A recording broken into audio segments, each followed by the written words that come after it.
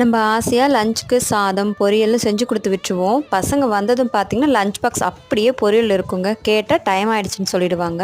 இந்த மாதிரி பண்ணுற பசங்களுக்கு பொரியலை சாதமாக பண்ணி கொடுத்துடலாம் வாங்க. கடாயில் 4 டேபிள் ஸ்பூன் எண்ணெய் விட்டுக்கோங்க. கடுகு, உளுத்தம் பருப்பு, 20 பல் பூண்டு பொடியாக நறுக்கிட்டு 1 டேபிள் ஸ்பூன் இஞ்சி பூண்டு பேஸ்ட் சேர்த்து வதக்குங்க. 2 பெரிய வெங்காயம் சேர்த்து நல்லா வதக்கி விட்டுக்கோங்க. இது கூட ஒரு 2 தக்காளி, ஒரு கைப்பிடி புதினா சேர்த்து நல்லா வதக்கி விட்டுக்கோங்க. பொடியாக நறுக்கின பீன்ஸ் சேர்த்துக்கோங்க. பொடியாக நறுக்கின உருளைக்கிழங்கு சேர்த்துக்கோங்க. அப்போ தான் மனசுக்கு திருப்தியாக இருக்கும் பசங்களுக்கு.